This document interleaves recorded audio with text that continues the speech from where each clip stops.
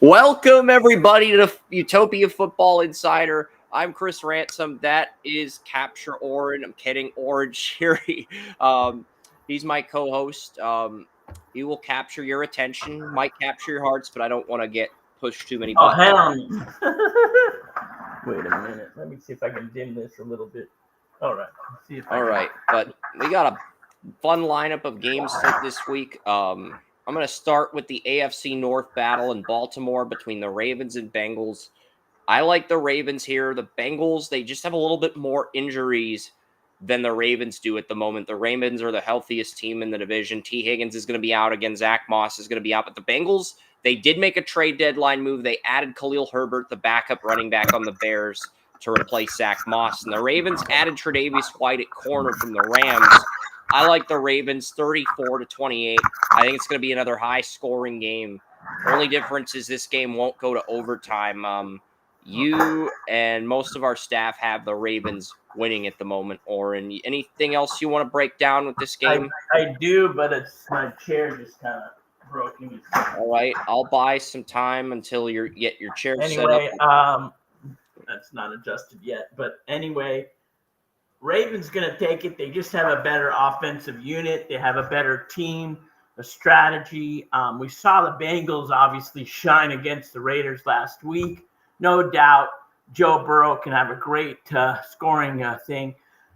Even the defense might be good for the Raiders. It's just that nothing's working, nothing's together.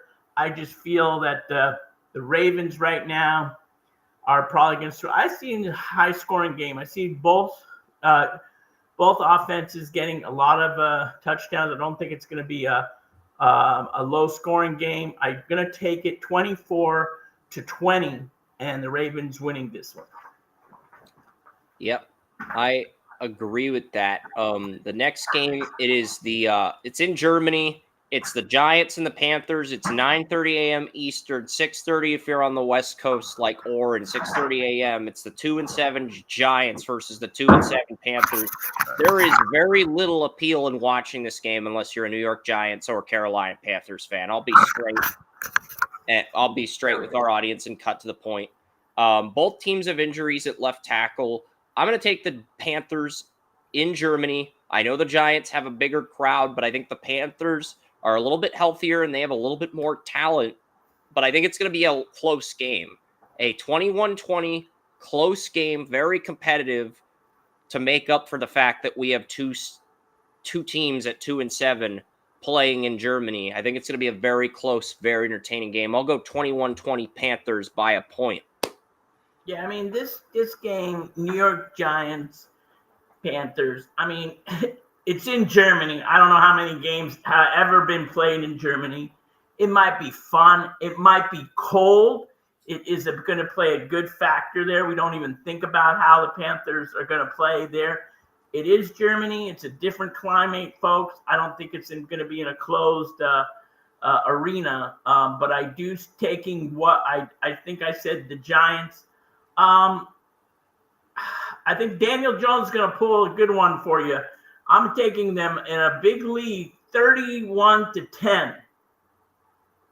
Okay, I like the boldness there. 3-touchdown game. And next game is our game of the week. It's the Steelers and the Commanders. I think the Thursday night game and this game are probably the two best games on the slate this week, and maybe the Sunday night game. But Steelers, Commanders is going to be an entertaining game. You jumped into that pretty quick. It's going to be an entertaining game for multiple reasons. The Steelers, they added wide receiver Mike Williams and edge rusher Preston Smith for depth at the trade deadline. They're getting Nick Herbig back. They're getting Cameron Sutton back from a suspension. I love the Steelers this week, but the Commanders, they got Lattimore from the Saints at corner. They already have the fifth best pass defense in the league, and the addition of Lattimore, Oren, that's going to make their cornerback tandem even tougher to throw on with his presence. I think this is going to be a low-scoring game. I mean, the over-under is 44.5. I'm clearly like the under here with the defensive depth both teams have. But I'm going to go with the Steelers by a field goal, 23-20. Jayden Daniels has not faced an edge rusher group of Pittsburgh's caliber with Highsmith and Watt. Two guys that can be sack artists that can get you 10 sacks a year. And the depth the Steelers have at corner now, with Sutton back from his suspension, the depth they have at edge rusher with Herbig and Preston Smith, the Packers starting right end, who got traded to Pittsburgh because he wanted to play in a 34 scheme. I just think the Steelers have a massive advantage in this game, and I think they're going to hold the Commanders to 20 points or less, even if Jaden Daniels plays the perfect game. I took the Steelers. I know you took the Commanders, so please tell me why I'm wrong. Make your case for the Commanders. Well, first of all, outstanding rookie you got here. One of the best probably in a long time. Commanders have no way of winning games. I just don't see that Pittsburgh is on the same page. I just feel that Pittsburgh's doing great. Don't get it wrong. But I just feel that getting new players around you, getting the feel of on defense, I agree with you. It's going to be a close game. I actually just think it's going to be a little more of a defensive game. I don't think too many people are going to score. So I'm going to go with 17-14 for this, but I'm going to keep it basically, I just feel that at the end of this, when it comes down to the end of the season, Washington is going to be one of those playoff teams that you're going to be scared to play. And they got a great quarterback in their shoot, and he's leading what they had kind of assembled already. It's just they never had somebody, in a long time to lead them. It wasn't going to be Kirk Cousins or RG3. That's those Kirk and RG3 were great quarterbacks, but what Jaden's doing is on another level. It kind of reminds you of where the Commanders were 30 years ago when they had Doug Williams in the early 90s and they won their last Super Bowl. I'm not saying that'll happen this year, but future's definitely looking it's bound to happen without the fixated Chiefs, but that's another story to be dealt with. All right, the other rookie quarterbacks that were drafted, we got one drafted after Jaden and Drake May, and one drafted before Jaden and Caleb Williams. I'm going to take Drake May to win. The Patriots, I know I'm going out on a limb. I know the Bears have a better team on paper than the Patriots, so why am I taking the Patriots? The Bears have a ton of offensive tackle injuries. I mean, heading into last week, they had both their left tackles out with injuries. Their starter, Braxton Jones, their backup, Kirana Amagaji. They had to move their backup right tackle, Larry Borum, to left tackle, and their starting right tackle, Darnell Wright, got injured against the Cardinals. Caleb Williams got injured because the offensive line is that bad without the tackles. Caleb cannot lead without a good supporting cast. You could argue it's a Caleb issue. You could argue it's a coaching issue. I think it's a coaching issue because the head coach wouldn't take Caleb out with three of his offensive tackles injured, down by 20. And the offensive coordinator didn't even target Cole Met the entire game. Cole Met's one of the best tight ends in the league on the Bears. He wasn't even targeted once for a reception in the game. So I don't know what's going on with the Bears at head coach and offensive coordinator. Injuries at offensive tackle. There's just too much dysfunction. I'm going to take the Patriots 19-17 in a defensive game. I like the under here, or I think this is going to be a defensive game. Yeah, I mean, I like your prediction on that. In what you said, like for that, I believe I selected. Sorry, I'm being kind of slow. I think you picked the Patriots too. I did pick the Patriots because once you kind of told me all the things, the Bears' offense, even though with all these issues, they have struggled lately. Suffered a lot of injuries, like you said, tackles like Braxton Jones, Darnell Wright. I mean, you get into this, yes, you have an outstanding rookie. But once your tackles, who are veteran tackles and good veteran tackles, kind of go down, that protection is not there anymore. You have the second string or the offensive unit kind of fluctuating in and out, and that brings up a big thing. Even though you have a great winning streak and we love seeing you play, you're playing a team that's a little bit, even though is on the same page, even though Drake May is still learning a lot, but he's with a coach and an offense that is on the same page, and they are moving fast to learn quickly. I think the Patriots are an improved team, and they will improve even more next year. That's why I also see the Patriots winning. I do have high hopes for both quarterbacks in the future, but this one will be probably a low-scoring game, but I'm going to get 21-17. I'm going with the Patriots.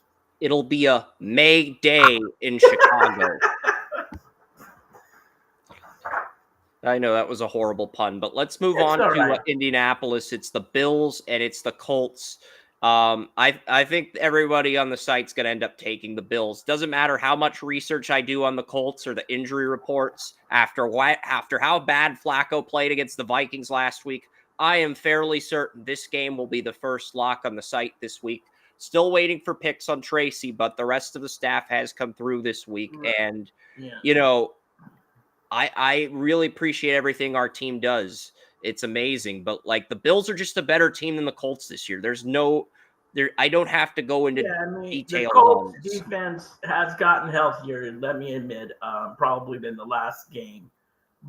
And the Vikings is a completely different anticipated. Buckner's back. Jonathan Allen's back. Jonathan Taylor's back. The weapons are back, but Joe Flacco's not playing with that same urgency. But you're playing up against one of the top 5 quarterbacks in this league. Yeah. It doesn't matter. This will be a blowout, I hate to tell you. It's going to be probably – I'm not saying the Colts won't score a touchdown. It's going to be 31-17. I love that's my number today. 31-17. I've got a blowout as well, but I've got a greater margin. I've got 38-10 Buffalo. So I'm with you. It's going to be a blowout. It's not going to be a fun day for Colts fans. Well, let's go to the Chargers. And I've been dating a Colts fan for a while, but I'm not going to discuss that here on the show. Vikings-Jaguars. Cam Robinson returns to Jacksonville after being traded from the Jaguars to the Vikings. I like the Jaguars in the upset, 28-21. The Jaguars, they have to get out of this funk eventually. I mean, they have too much talent to keep losing games like this, the Jaguars. They have way too much talent to lose games like this. I mean, they got to get out of this funk they're in, and Vikings don't look like the same team without Christian Darrisaw at left tackle. There's a reason they traded for Cam Robinson from the Jaguars, with Darrisaw tearing his ACL and MCL. Darnold's come back down to earth as of late, but Minnesota's Vikings, their defense was exceptional against the Colts last week. So I do think this is going to be a higher scoring game, but I think the Jaguars are going to do too much to beat the Vikings, and I think the Jaguars pick up their third win. I'm going to go 28-21. Last week's game's a game that they should have had, but, you know, sloppy coaching by Nick Sirianni kept the Jaguars in that game, and the interception by Nakobe Dean was the only reason the Eagles prevailed. I mean, the Eagles almost blew a 22-0 lead to Jacksonville of all teams, so that should say something. Yeah. I think he took Darnold still leads the NFL in long 20-yard throws over, very successful. He's going to do well. I think they're going to score well. I picked the Vikings. I did not go with the underdog here. I believe the defensive unit for the Vikings will still be strong enough to sack maybe 3-4 times Trevor Lawrence and give him a hell of a day. Not saying that they're not going to keep it close, Chris. It's not going to be a blowout like this other game we discussed previously. I'm going to give them only a lead by a touchdown. I'm going to say 28-21, all touchdowns. We've got the same score. We just have opposite teams winning. I've got Jaguars 28, Vikings 21. Oren's got Vikings 28, Jaguars 21. I'm with you. It's going to be a touchdown game, and it could be one of those games where whoever has the ball at the end last wins the game. Okay, let's go to Tampa and the 49ers. And we know that Tampa had an indecision, overtime, whatever you want to fixated Kansas City loss last week. I think they Actually, I picked the 49ers in this game, but I don't want to switch my pick. But because they got Christian McCaffrey's office has returned for the 49ers. But I think it's going to be a really, really close point. I believe it's going to be kind of high scoring to probably, I'm going to say 30. Let's do that 31 again. 31-28. 49ers win. I got this game going to overtime. But Baker finally wins in overtime. 27-21 Buccaneers. After losing to Atlanta in overtime, after losing to Kansas City in overtime, Baker Mayfield finally wins one in overtime. 27-21. The over-under in this is 46.5. That is way too low. Way too low. There's going to be more points in this game than 46.5 combined for both teams. Lean toward more than 50. Yeah. There you go. I've got 40. Oren's got more than 50.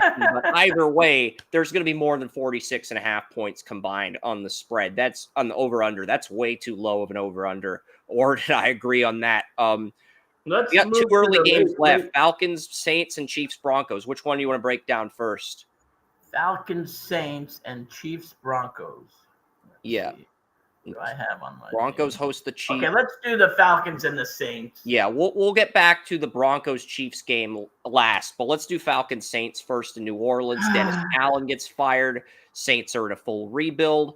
And I ended up taking the Falcons 28-20. I don't think the Falcons blow out the Saints. I think they're going to win, but I don't see them blowing out the Saints in New Orleans. I think New Orleans is still going to put up some type of fight, even without Lattimore, because, this is a rivalry. The Saints and Falcons hate each other. These fan bases do not like each other. I had a friend in Brazil call the Atlanta Falcons the chickens. The Falcons the chickens. Kind of cute, but whatever. That's neither here nor there. The Falcons, I think they're just the better team this year. Even if the Saints do enough to win this game, I don't think it's going to matter in the grand scheme of things. I just think, right. And on the Saints side of things, Olave's out. I still think Carr is gone. I think he should retire after this season. He was okay with the Raiders. He looked great in the first 3 games of the season before he got hurt. But now he came back and he's terrible. Do not put Spencer Rattler in. I think part of it, too, though, Oren, is the injuries in the offensive line. Week 3 against the Eagles, both Eric McCoy and Cesar Ruiz at center and right guard got injured. And once those guys got injured, he's had less time in the pocket, and the decision-making's regressed since his concussion, too. So there's multiple factors in play with that. Right. So that came into place. It's really unlucky season, you could say, for the Saints. And what's even worse for the Saints, you can go as far as saying in the offseason next year, they better get a good draft results because they have no money. It's going to be, unless they do a fire sale, I think they are in the Good last. news for the Saints is they're picking 3rd in the draft. Right now, the Patriots have the number 1 pick and the Jaguars pick 2nd. Neither of those teams needs a quarterback. So the Saints are going to get their quarterback at 3 unless a team trades up with New England. Unless they decide to train Rattler to become their superstar. But anyway, let's get back to this game. The Saints are an underdog. They're going to say an underdog in my mind. You have what you got here. Darren Ritchie is not going to be the answer anyway. You're going to get a new head coach at the end of the year or the beginning of next year. So Atlanta takes control of this game. I love my score. I'm going to go with 31 again, but it's going to be maybe 35, whatever, 28, whatever. So anyway, Atlanta's going to win by 28 points. They're only going to get a field goal, the Saints. They will not score. They don't know how to anymore. 31-3, I like it. And maybe the Falcons lead 28-3 at halftime. And by the way, 89%, I give you 89% Falcons will win. Remember that. If you want to put a bet in Vegas, you put a bet in Vegas and you take the over on this one. And there you go. Yeah. Broncos Chiefs is the last early game. When I was coding this game last week, I thought about taking the Broncos in an upset because the Chiefs play the Bills in week 11. This could be a trap game, but the Chiefs are too focused. And after what I saw from the Broncos against the Ravens last week, I just cannot pick Denver to win. I'm going to go with 20-16 Kansas City, but the Broncos cover the spread. Yeah, I mean, the Broncos got steamrolled by the Ravens. A lot of people know that. They paid attention to the game last Sunday.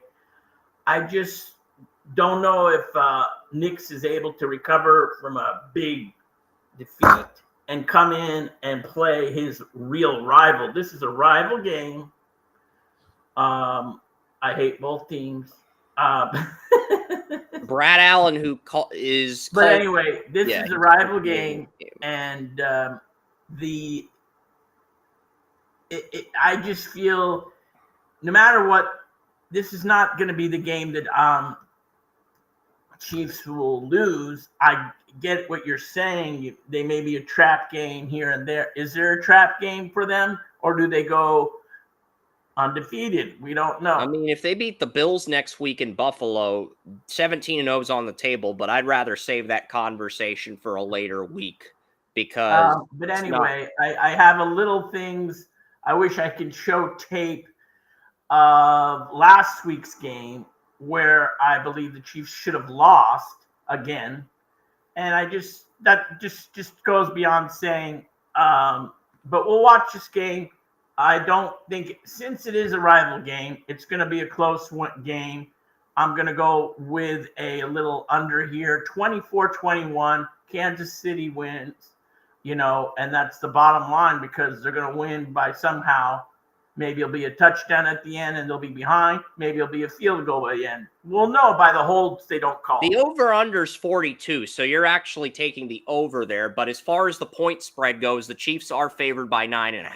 And I think the Broncos are going to cover that easily. This is going to be a one-score game. I don't see the Chiefs blowing out The Broncos are a good team. They just have a couple of things to work on. It's not like they're not going to go to the Super Bowl or maybe a wild card, but it's just they still have a lot of things to improve on before they become that dominant team again.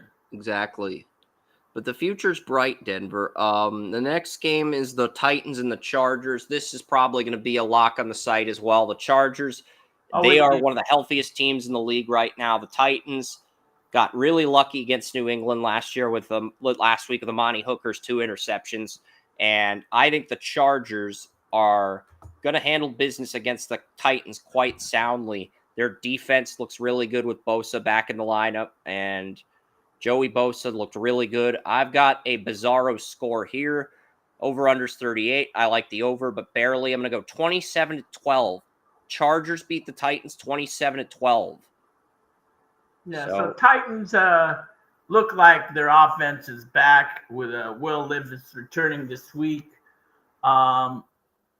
But I believe the Chargers ranked pretty high on defense. I mean, Jesse Minters, his first year defensive coordinator, done very well for the Chargers. And Justin Herbert's playing decent. I just feel that the Chargers are going to win. This is not an easy game, but not a hard game for them either. It's a nice little twist if you want to do a pick here and have fun with it. I'm going to take it like a 6 points differential and take it 24-16. I know my odd score for the Titans, but it's going to be that's not an odd score at all. The Chargers are favored by 7. So 24-16 means the Chargers barely cover the spread, but the game is close and competitive. That's actually a good score. I like that score a lot. So, yeah. The Eagles play the Cowboys. Dak Prescott's injured, so I have to take the Eagles. I mean, outside of left tackle Jordan Mailata, everybody's healthy. A.J. Brown is expected to be back from an injury. So is Darius Slay at corner, so the Eagles could have everybody at full health once Mailata comes back when they play Washington in Week 11 on Thursday Night Football. I mean, so, That's going to be exciting. But, I like the Eagles here. I had 28-21 Cowboys before Dak got injured. We're going to slice the Cowboys point total in half, and we're going to go 21-14 Eagles. 21-14. All right. I love your thing, but for Cooper Rush, folks, Cooper Rush is the QB for the Cowboys. Have we heard of him yet? No. Simple as that. And you're not going to see much scoring. I would be surprised if they get a touchdown. Here's my other 3 points I'm giving them, but I'm going to give them 9. They're going to get 9 points, and it's going to be 31 again to 9, folks. And Eagles, it's probably going to be 42-9, but my barrier this week is 31, but 42-9 in a big, nice kill for the Eagles against their rival. And it's going to be a fun game to watch for you guys in the NFC East. Yeah, Cooper Rush led Dallas to a 4-1 start 2 years ago. But there's not enough of a sample size to say he's a quality starter. The Jets play the Cardinals. I'm going to take Aaron Rodgers and the Jets to win this one. I initially had the Cardinals winning, but I'm going to go 27-24 Jets. They win at the end on a last-second drive by Rodgers. Rodgers still got a lot in him, I'm saying. But the offensive line is underperforming. I just feel his receiver, they look great when he's throwing. Is he getting enough time to getting to Wilson, to get it to Adams? I don't know if he's getting enough time. That's why. But in that note, the Cardinals pass rush is horrid, guys. Horrid. I think it's like ranked in the bottom of the barrel. It is. Them and the Ravens have the 2 lowest pass rush win rates in the NFL this year. The funny thing is, you're going to get a high-scoring game because both offenses are in the same predicament. And I love my score that I had before. I'm going to go beyond. 38-31. Cards are going to surprise everybody and win by a touchdown. Go, Kyle Murray. All right. I'm going to take the Jets in the upset, but I think that's one of the tougher games to pick. Lions, Texans in Houston. The Lions look like one of the most complete teams in the league, even without Aiden Hutchinson, even without Davenport. How can I doubt them? Well, the Texans, they're pretty healthy too, and they're getting Nico Collins back for this game. And Nico Collins went to college at Michigan. So now he's going to beat the NFL team from Michigan. And I'm going to go Texans 23, Lions 20. But this is going to be a competitive game. It's going to come right down to the end. And I think Nico Collins is going to be the X factor for the Texans in his first game back from an injury. Yeah, Nico Collins didn't line up for the Texans this week. You got that right. Would be massive, especially when Stephon Diggs suffered a season-ending injury. He's not going to fit. That doesn't matter. The offensive line is shot there for the Texans. That's another. I like the Texans tackles, but the problem is, Oren, I've had Brad Noble complain about the Texans offensive line for 2 weeks, and now that longtime insider on the Texans, I forget his name, John McClain, he's tweeting about how bad the Texans offensive line is. It's essentially quoting Brad Noble. That's how dire the Texans offensive line has gotten. Well, it's 28th in the pass blocking. Yeah. That's alarming. Okay. Detroit, yes, they lost Aiden Hutchinson. We know about that for the season. They did trade for Zadarius Smith. I don't know if that's going to help much, but it will a little bit. I just feel Detroit is a much better team. They're looking good. They are a possible Super Bowl contender at this point to play that AFC championship. The Chiefs, or They got to somebody be the else. NFC favorite at this point, the Lions. Yeah. The question is, are they going to play the Ravens, the Bills, or the Chiefs? Because I can't really see anybody else from the AFC playing them right now at this point. Maybe the Texans if they can beat the Lions, but right now the Texans are considered the fourth best team in the AFC, and rightfully so. Yeah, But it's going to be a close game, Chris. I think it's going to be about 21-17. I do feel that the Lions, I mean, do have their Lions are a better team. I'm not saying it's going to be like a blowout by any yeah, means or the high Lions are scoring. -3 on the spread. So if it's 21-17, the Lions barely cover. And the funny thing is, the majority of the public is betting on Houston to win at the moment. So the Lions could very easily win by 4. You might be onto something there.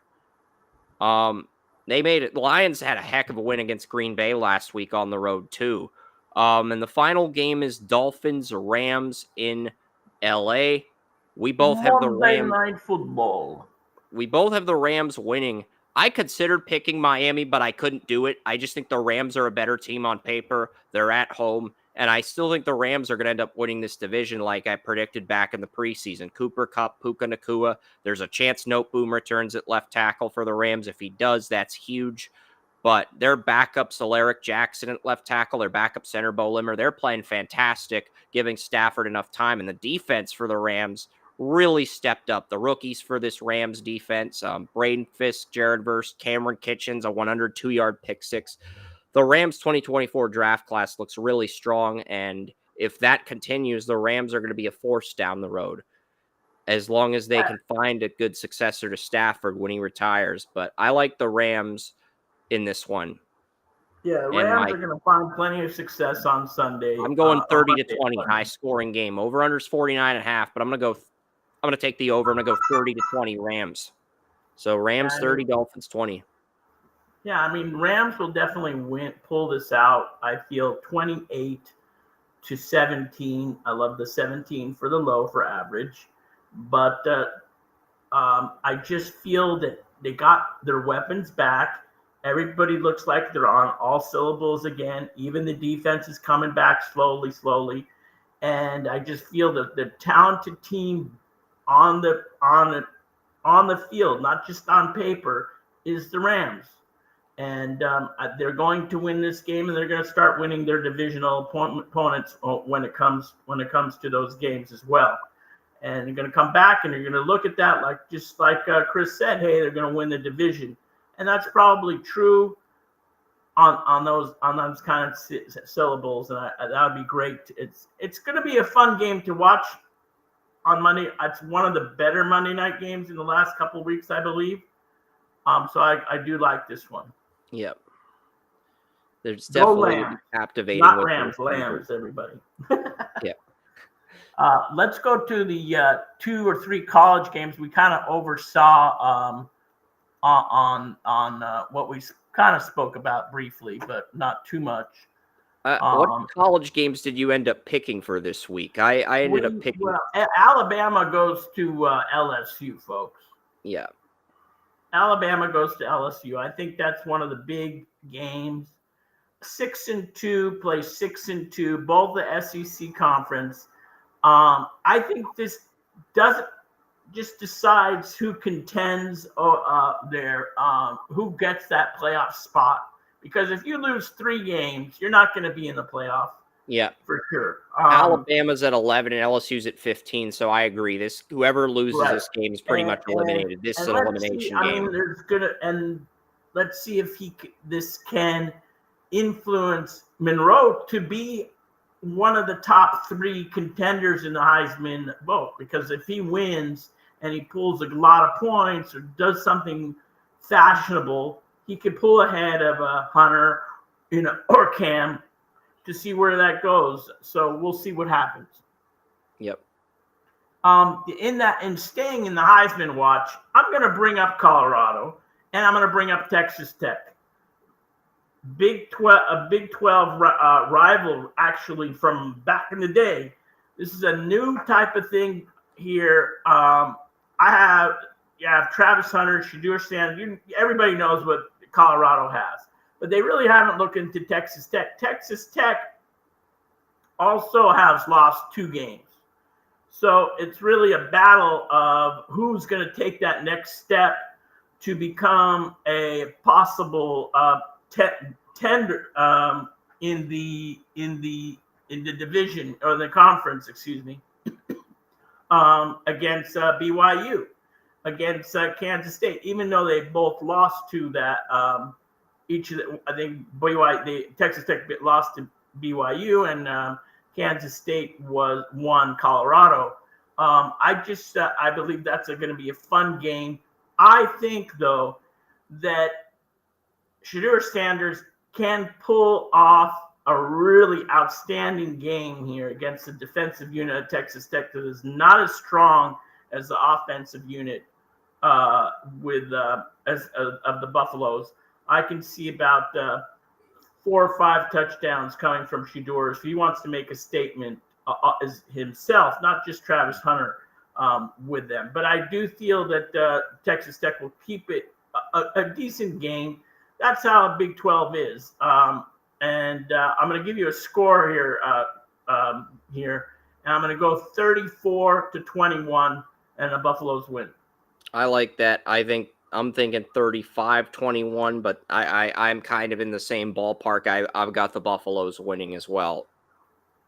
I took LSU over Alabama. I think Oren took Alabama, and I'm guessing the last game you have on your slate's the same game I broke down on Under the Bleachers with William and Brandis, and that was Georgia versus Ole Miss. Yeah, that's another big game in the SEC. You have 2 ranked teams as well. I mean, I like Georgia in this one. We have another kind of a contender here for the playoff, both of them. But I think Georgia's already higher ranked. Is that correct? That's correct. They have the 4th seed or something like that if they were to break it down right now in the 12 spots. Carson Beck. Go ahead. Yeah, Carson Beck is, but another candidate for the Heisman as well. Go ahead. I was saying Carson Beck really had a bad game against Florida, so he's going to have to rebound because Jackson Dart, if he plays out of his mind, he's inconsistent, but he has these moments where he plays out of his mind, and if he does, I think Ole Miss can steal this one, and Lane Kiffin is due for a signature win, so I'm going to take Ole Miss. I'll probably be wrong on this, but screw it. I'm going to take – I know Warren's making I'm cuckoo. Yeah, I'm cuckoo for Kiffin this weekend. Right. All right. Yeah, Cocoa Puffs. All right. But yeah, Ole Miss. Okay. I'm going to take Ole Miss. He's going to take that's Georgia. Fun. You guys have a great week. We're going to cut the show right now. Sorry if you have any questions, but I did see. Yeah, you're going to have to wait for the Josh Allen, Patrick Mahomes extravaganza next week. But we're not going to dive into any details of that. But if you do have questions and you're watching the show, please message Chris, and we'll try to get those answered. We'll try to have other discussions as well. If there's questions in the chat room, I will answer them. And I know I've gotten these chats in the stream room where you go to the Kick community, you get followers. These are great. I appreciate all the support. But if you've got specific football questions and you message me or you post them in the chat room on Restream, I will put them on screen at the end of the show. So, we're always here to give opinions. We've been doing this for a long time, probably 8 years, you and me. So any questions you have, we'll be glad to answer. Yep. See you next time.